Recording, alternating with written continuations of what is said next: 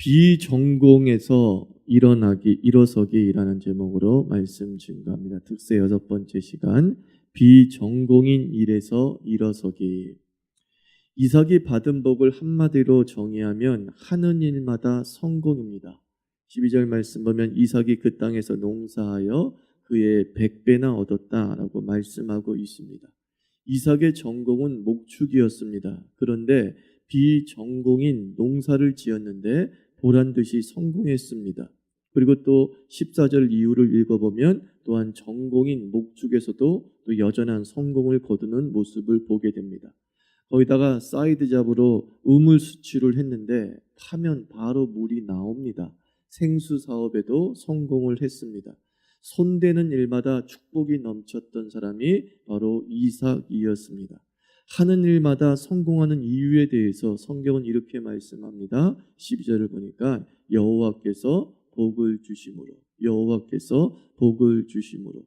사실 하나님이 허락하시지 않으면 우리가 아무것도 이룰 수 없음이 사실입니다. 그러나 놓치지 말아야 될 것은 이 흉년은 모두에게 임했다는 점입니다. 이삭에게도 역시 흉년은 임했습니다. 이삭이 거하는 땅과 이삭이 활동하는 그 영역에서 흉년이 임했습니다. 이삭도 그 흉년을 피해갈 수 없었습니다. 그 흉년의 가운데 피해자가 있던 피해자가 바로 이삭이었습니다. 자기 삶에 어떠한 데미지도 없이 승승장구한 것이 아니라 그도 고난의 현장에 있었고 고난의 가운데 있었고 자기의 모든 것을 잃었던 경험이 있던 사람이 바로 이삭이었음을 우리가 분명히 알아야 됩니다. 그냥 평탄하게 살아간 사람이 이삭이 아니라 흉년을 겪었던 사람이 바로 이삭이었습니다. 그러나 중요한 건 무엇입니까? 그 흉년을 뚫고 다시 일어섰다. 이것이 이삭의 인생입니다. 그의 삶의 기근 가운데 그 기근을 돌파하고 다시 재기했다. 그가 바로 이삭이었습니다. 그가 다시 설 수 있었던 힘은 무엇입니까? 그 첫째가 성경은 순종이었다라고 말씀하고 있습니다. 이제 흉년을 맞이하여서 이삭은 자기 아버지의 방법대로 애굽에 내려가려고 합니다. 그러자 하나님께서 이삭을 말립니다. 너 애굽에 가지 마. 너는 그랄에 머물러 블레셋 땅에 머물러 라고 멈추게 하십니다. 한마디로 말해서 이것은 무엇이냐면은 그 땅도 그렇게 썩 좋지 않은 것이죠. 그리고 이삭은 목축을 하는 사람입니다. 애굽에는 나일강이라고 하는 마르지 않는 강이 흐르고 있습니다. 그곳에 가면 목축하기에 딱 좋습니다. 우양을 먹이기에 딱 좋습니다. 어찌 보면 애굽이 가장 확실한 답이고 가장 확실한 피난처입니다. 그럼에도 불구하고 하나님은 그 확실한 피난처인 애굽에는 내려가지 말라라고 하십니다. 그래서 결국은 같이 흉년을 겪고 있는 그런 글 아래 머물게 됩니다. 사정은 자기가 현재 있는 것보다 나을지 모르겠지만 그랄이라는 곳은 여전히 목축하기엔 그렇게 썩 좋은 것은 아닐 수 있다라는 것이죠. 그러나 하나님의 뜻에 순종하려고 보니까 어쩔 수 없이 최선보다는 차선을 선택하게 되는 것입니다. 최선의 장소가 자기의 판단이었지만 하나님은 좀 열악한 곳에 계속 머물라고 하니까 이삭은 네 알겠습니다. 이래 죽고 저래 죽어요. 이런 마음으로 그랬는지 모르겠지만 그랄에 머물게 됩니다. 우리는 내 뜻이 하나님의 뜻이라고 주장할 때가 많습니다. 판단하고 결정한 다음에 기도합니다. 주여 열어주시옵소서. 다 오픈한 다음에 기도합니다. 이것이 하나님의 영광의 자소가 될 줄 믿습니다. 하나님의 뜻을 내 뜻이라고 우길 때가 내 뜻이 하나님의 뜻이라고 우기면서 기도할 때가 얼마나 많은지 모릅니다. 그러나 우리가 생각해야 될 것은 기도하고 결정해야 된다는 거죠. 기꺼이 내 뜻을 접을 수 있는 유연성이 필요합니다. 어느 때요? 흉년의 때일수록. 정말 나에게는 카드가 이거밖에 남지 않았다라고는 절박한 상황일 때일수록 그 남은 하나의 카드조차도 하나님께 드려버리는 것입니다. 이건 내 카드라고 생각합니다. 정말 내가 최선을 짜내서 나온 방법입니다. 그러나 이것도 하나님의 뜻이 아니라고 한다면 난 기꺼이 접겠습니다. 그 유연성이 필요합니다. 내가 애굽이 최선이지만 그 아래 머물라 하시면 나는 그 아래 머물겠습니다 라고 할 수 있는 이 신앙의 유연성이 우리에게 있는지 다시 물어볼 필요가 있습니다. 고난과 절박함과 결핍의 상황에 있을수록 우리의 고집은 세집니다. 그리고 놓치지 않고 싶은 그 하나 때문에 우리는 간절해집니다. 그래서 기도는 간절해지지만 또한 우리의 뜻도 너무 견고해진다는 것입니다. 우리의 삶 속에 이 절박함 속에서 이 신앙의 유연성, 이 순종의 유연성이 다시 한번 일어서게 하는 하나님의 은총의 통로로 우리를 연결시켜 주실 줄 믿습니다. 이 특별 새벽 기도회 동안에 여러분들의 판단을 놓고 기도하지 마시고 하나님의 판단을 구하시기를 바랍니다. 여러분의 결정을 놓고 기도하시는 것이 아니라 하나님의 결정을 구하시기를 바랍니다.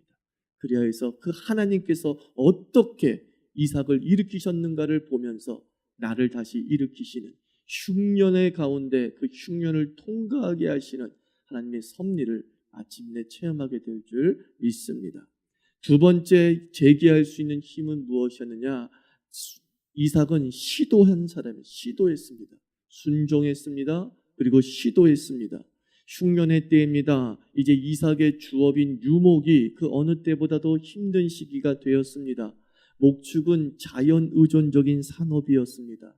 땅이 풀을 내지 않고 하늘이 비를 주지 않으면 큰 낭패를 보는 산업이 바로 목축이었다는 거예요.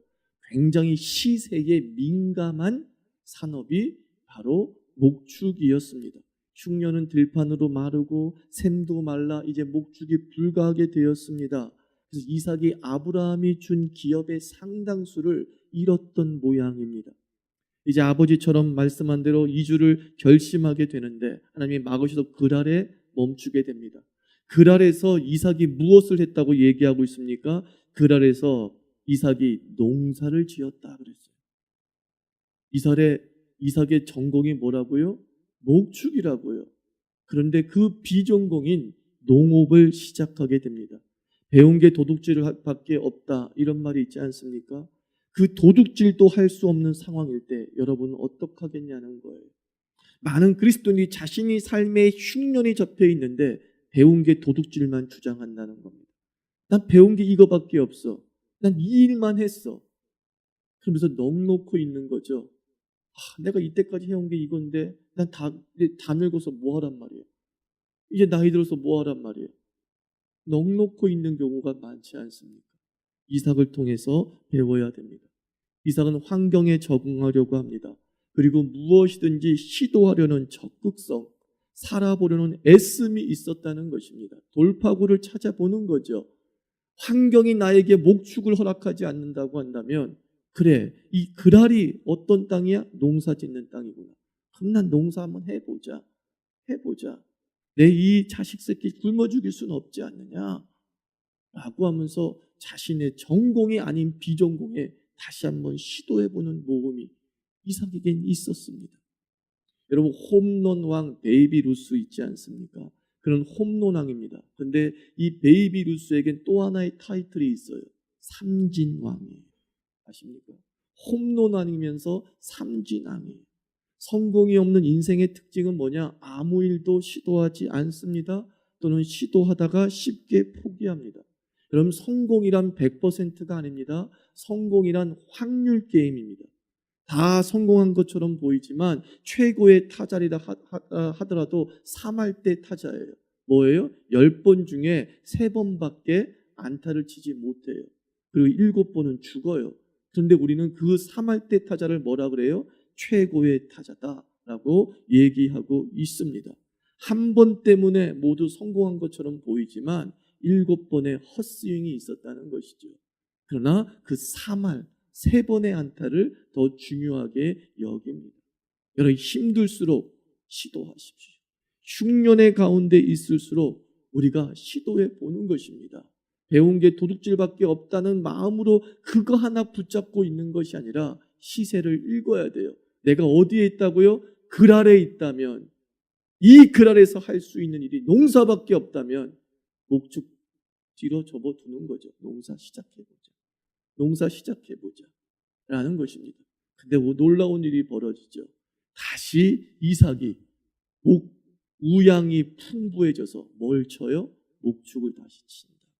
한마디로 비전공적인 일에서 시드머니를 확보한 다음에 다시 그 시드머니를 가지고 자기가 더 잘하는 전공에 집중할 수 있었다는 거예요. 흉년의 때에 중요한 건 뭐예요? 살아남기라는 거죠.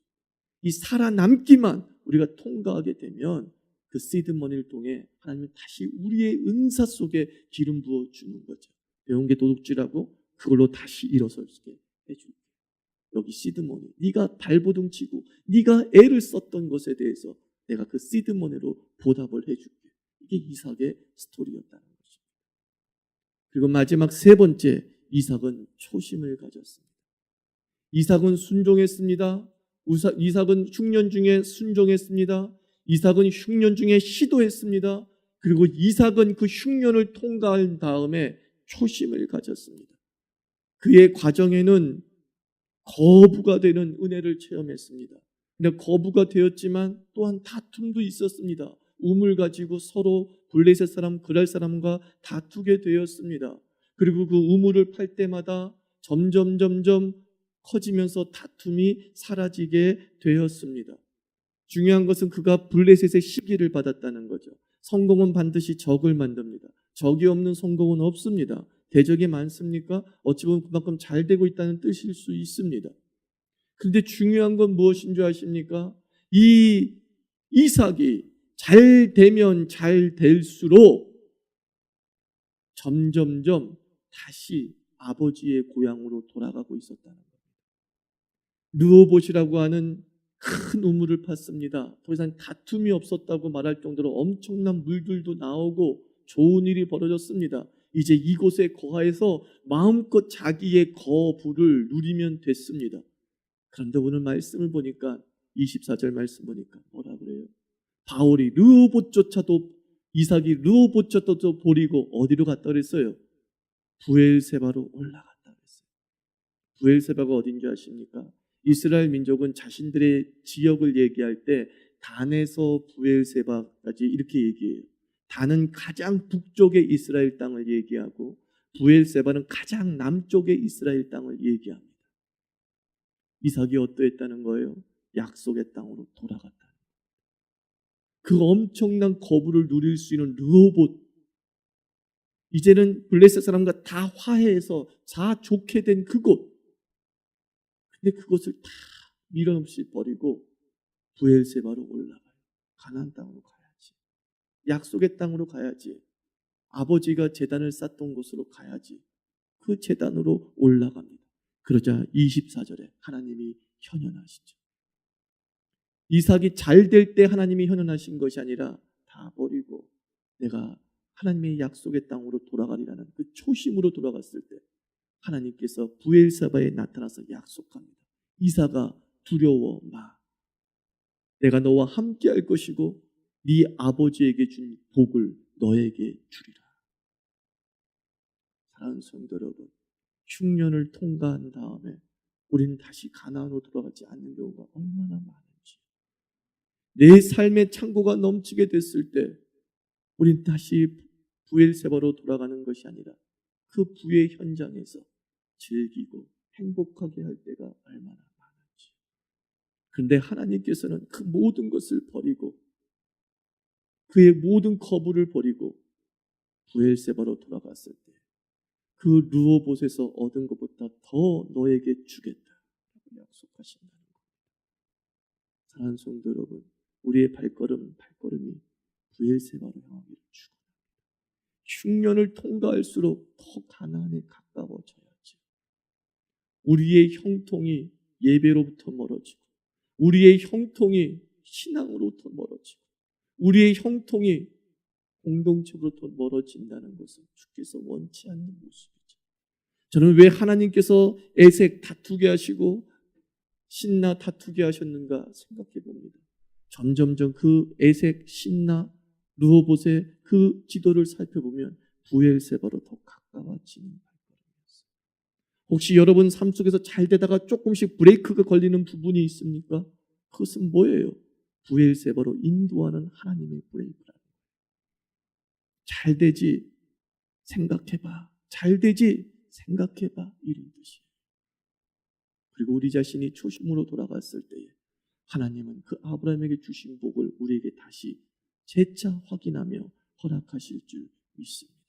이 특별 새벽 기도회가 여러분 삶의 초심으로 돌아가는 시간 되기를 축원합니다. 얼마나 멀어져 있습니까? 그 멀어진 것을 다시 가깝게 합시다. 가깝게 합시다. 그래서 우리도 하나님의 현현을 보는 그리스도인 되기를 주의 이름으로 축원합니다. 기도합시다. 하나님 아버지, 오늘도 순종하고 시도하고 초심으로 회복되게 하여 주시옵소서. 아브라함의 현현을 이삭이 보듯이 나도 그 현현 앞에 서게 하시옵소서.